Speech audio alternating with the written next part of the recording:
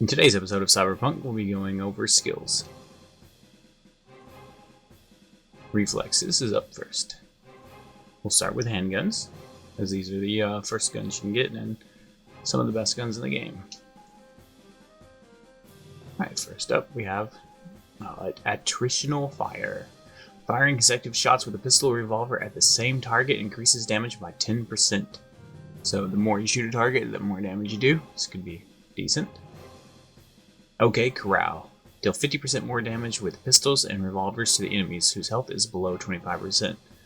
So, Finisher. High Noon. Increase crit chance with pistols and revolvers by 4%. So, just, that's good. You can do a lot more damage if you crit more often, so. On the Fly. Reduce draw holster time for pistols and revolvers by 25%. So, and of course that will go up as you level it up. This is good for, if you're using pistols because you can pull them out quicker. Anyway, from head to toe, increase damage to limbs with pistols and revolvers by 7%.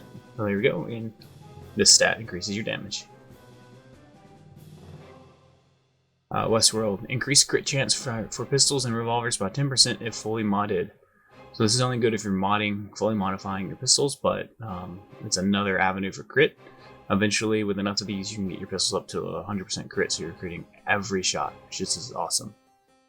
Alright, next row. Acrobat. You can now perform dodges while aiming a pistol or revolver. Okay, so that one's good. You can keep shooting while dodging. So. Steady Hand. Reduce pistol and revolver recoil by 30%. Right, so you're more likely to be able to hit your targets if you're using pistols that require you to aim and not smart pistols. Gunslinger. Reduce reload time for pistol and revolvers by 10%. Alright, so there this one's really good. Reduce reload time. Desperado. Increase damage with pistols and revolvers by 3%. Another good combination with criticals, so you can do even more damage. A Fistful of Eurodollars. Increase critical damage with pistols and revolvers by 10%.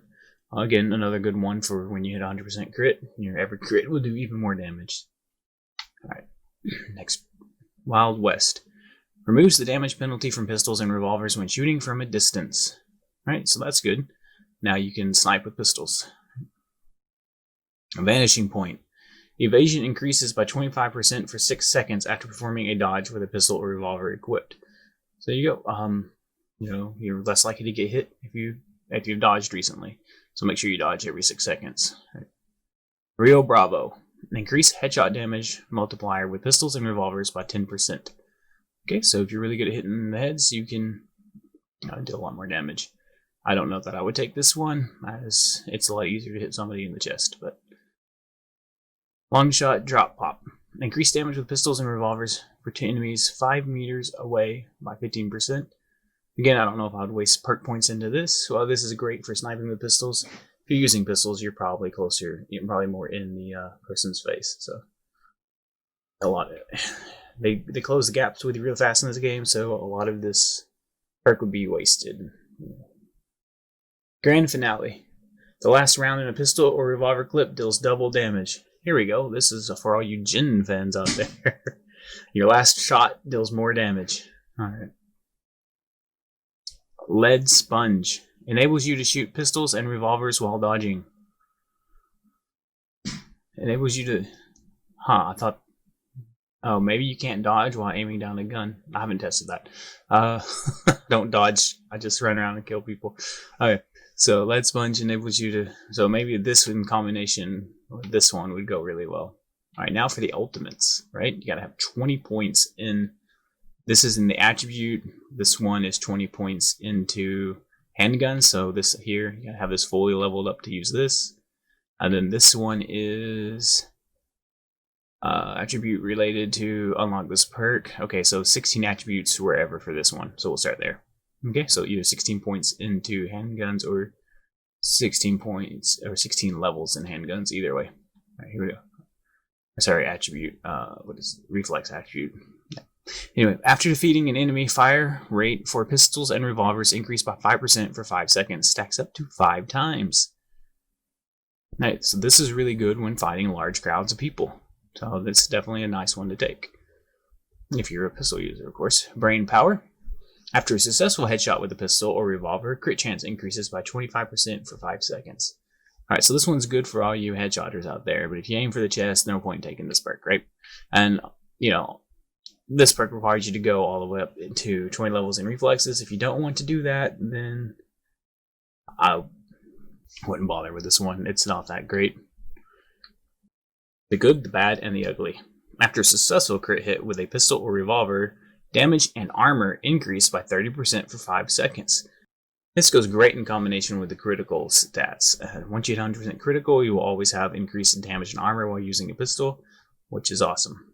And on top of that, it only requires 20 levels into handguns. So if you're using handguns, you definitely get this at 20 levels, and you don't have to worry about your reflex attribute if you don't want to put points into it.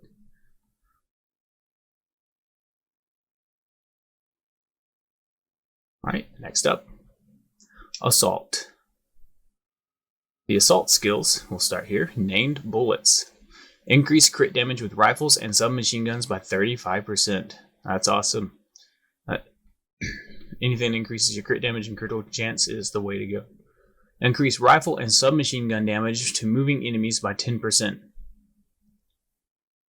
I don't know that I'll waste points in that. Reduce time to aim down sight with rifles and submachine guns by 10%. This is really good if you have guns that you have to manually aim. Increased rifle and submachine gun damage while aiming by 10%. Again, in combination with this one. This is only good if you have guns that require aim. If you're using smart guns, you don't need this. Right.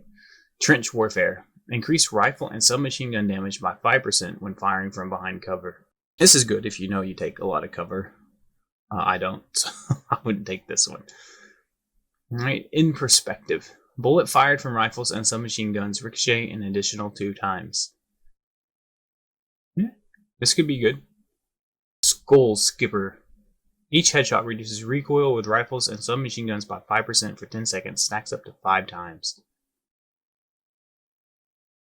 This is only good if you're aiming for the head. If you're using a rifle, especially one that is not semi-automatic, if you're using an automatic rifle with a lot of kick, this is probably not worth it. I mean, it does reduce the recoil every time you hit him in the head to help you hit him in the head more often, but headshots is kind of a video game thing, right? In real life, it's not how it goes. Anyway, that's not what we're talking about. Keep in mind, you don't need, even if you're an assault rifle, sniper rifle, or submachine gun user, you don't need to put a lot. You don't have to put a lot of points into this. Keep in mind, there will be other attributes that will have skills that also enhance those weapons. So plan accordingly, because while you can reset skills, you cannot reset attributes. Skills are a little bit expensive to reset, especially if you're not using any of the money glitches. All right, moving forward. Shoot, reload, repeat. Defeating an enemy with a rifle or submachine gun reduces reload time by 20% for 5 seconds. Alright, this is really good. Okay. Reload time will just get you killed in this game. Bullet jack. Increase damage with rifles and submachine guns by 3%. Flat damage increase, that's really nice. Too close for comfort. Quick melee attacks with rifles and submachine guns deal 50% more damage. It's only good if you're getting in people's faces and punching them. With a rifle, I wouldn't take it. Reduce reload time for assault rifle and submachine guns by 10%. Again, reducing reload time is really important. You don't, unless you're taking cover while reloading. This keeps you fighting. So, long shot. Basically, this increases damage the further you are from the enemy. And this is really good if you're using a sniper rifle. Hunter's hands. Reduced recoil with rifles and submachine guns by 20% when firing from behind cover. Again, only good if you take cover a lot.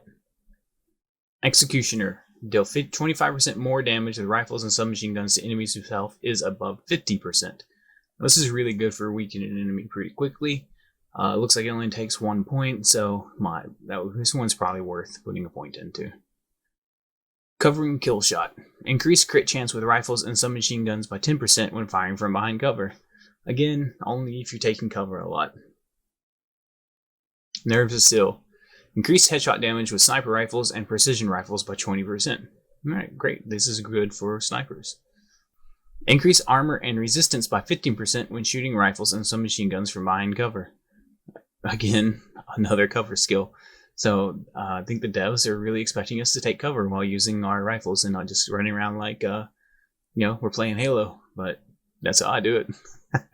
And if you see my previous video about handguns, you'll know that the one here on the left is going to require attributes. The one at the bottom, 20 points in either attributes or this. And then this is 16 attribute in either attribute or, this is 16 points in the attribute to unlock as well. So let's start with the ultimate. Savage Stoic, 20 points into reflexes. Increase damage with rifles and submachine guns by 35% when standing still. I don't know about y'all, but when I'm using a submachine gun or a rifle, I generally do not stand still. But again, if you hide behind cover, this one's probably for you. I don't know that I would put 20 points for that, but Recoil Wrangler, 16 points required in reflexes. All right, I'll do another video on points about how many points you can actually put into your different stats, so you understand the importance of how far you should go down each path. All right, Recoil Wrangler, reduce recoil with rifles and submachine guns by 10%. This is really good if you're trying to aim for headshots. All right. Otherwise, if you're always aiming for the chest, recoil is not a big deal. The Punisher. After defeating an enemy with a rifle or submachine gun, weapon sway is nullified and weapon spread does not increase for 10 seconds. This one sounds like it'd be pretty good for a sniper. It'd be decent for if you're trying to get headshots with a machine gun as well, or a rifle. Okay. And my assessment of the assault perks is there's not a whole lot in here you want. A few things to increase your critical chance. If you're snipers, a few cool things in here. If you're always hiding behind cover, there's a lot in here for you. And then, other than that, I wouldn't bother with this too much. And there are going to be other stats that can increase your damage in other attributes. Okay, and that was assault. Now for blades. Judge, Jury, and Executioner. Increase damage with blades by 50% against enemies with max health. Alright, so this is really good for getting enemies down to the 50% mark. I wouldn't, with the type of blades you can get in this game, this is probably not necessary. Shifting Sands. Dodging recovers 15% stamina. Okay, that's pretty decent. So you're going to be doing a lot of melee. Being able to recover stamina is important. Roaring Waters. Strong attacks with blades deal 30% more damage. This is only good if you're using strong attacks, which are very slow. Not my style, but I can see if you're using a Warhammer or something, would be good. Flight of the Sparrow. Reduces the stamina cost of all attacks with blades by 30%. This is really good if reducing stamina, again, unless you attack more often and sprint around without wearing out. So that's a good one. Bloodlust. While wielding a blade, recovers 7% health when applying bleeding to an enemy or hitting an enemy affected by bleeding. This is really good for blades that have mods that increase bleeding, because then you're also life stealing. So all the damage you're taking from shots while you're getting in range to cut them with your blade, you can heal up while attacking them. So that's really nice. Unbroken Spirit. Successful counterattacks with blades restores 25% health and stamina. Now, as far as I've gotten into the game, this would not be useful so far to even put a point in this, because very rarely does anybody actually melee at me. Most of the time they shoot. I don't believe you can counterattack bullets. So, and this just, it does restore health and stamina, so if you do find yourself against a melee user, it could be useful. Maybe save back one perk point in case you come into a point into the game where there becomes a lot of more melee users. Right? Slow and steady. Armor is increased by 15% while moving. This is really good, because you're always going to be running around with a blade, right? Using blades, so increasing your armor reduces the amount of damage you take. Combined with some of the legendary armor in this game, this will make you invincible. Increase attack, Sting like a bee. Increase attack speed with blades by 10%. Now this is really nice. Being able to swing, in my opinion, being able to swing faster is better than hitting with a heavier hit. Right? You just get more chances for critting every time you swing. So this would be what I would go with. Stuck Pig. Increase bleeding duration by 3 seconds. So if you have something that causes bleed, this would be really nice. I don't know if I'll put points into it because maybe for the harder difficulties, so like if you're playing on really hard where enemies have a lot of health, this might help a lot. But in the normal and easy difficulties, they're going to die so fast that causing an increased bleed duration isn't going to help too much. Okay, Crimson Tide. Bleeding applied with blades can stack up to 3 times. Again, not necessary in the easier difficulties, maybe in the harder difficulties when they live longer. Okay, Blessed Blade. Increase crit chance with blades by 20%. This is really nice. Of course, increasing your critical strike chance is always good, and increasing the damage critical strike still is always good. Right? Crimson Dance. Combos with blades have a 15% chance to apply bleeding. So this is a good one to get if you want enact the lifesteal one without mods, right? So definitely take this one. Offensive Defense. Defensive attacks with blades deal 200% more damage.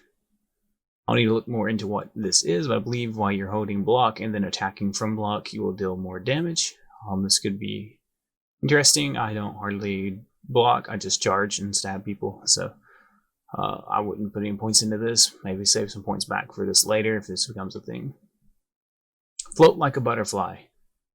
Dodging increases damage with blades by 25% for 5 seconds. So this is good. You dodge a lot while using blades, right? Trying to get into range and avoid getting hit.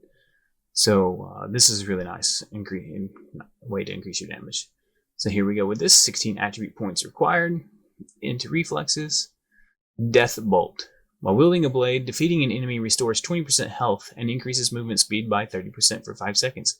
Now this is really nice, especially if you combine it with another attribute, another skill in Cool, right? Called Bloodlust or crap. I don't remember the exact name, but yeah, it basically gives you movement speed based on how many kills you get. Dragon Strike. Increased crit damage with blades by 25%. Right, again, this is really nice. Increases the crit damage, but it does require 20 levels into blades to unlock. Fiery Blast. Should be, this one only requires 15. Let me double check this. 18, I'm sorry, this one, Death Bolt, requires 18 levels, not 16, so this is a little different than the other perks we've looked at so far. Okay, so now that's corrected. Fiery Blast, 15 levels in a related attribute. So 15 levels into reflexes, and you can take a point in this. Increase damage with blades by 1% for every 1% of health the enemy is missing. So this is, this is kind of like reverse Blade of the Rune King. It kills them faster the closer they are to death. Honestly, I don't know if I would bother with this. The closer they are to death, the easier they kill anyway. So, okay. And that's blades. There are some useful skills in here. And then in combination with some skills from other perks, you will have a really nice roundabout character for blades. If you're going for blades, reflexes, cool, and tech are probably going to be the where you're going to want to put your points into. Alright. Thank you for watching this perk video, and have an awesome day.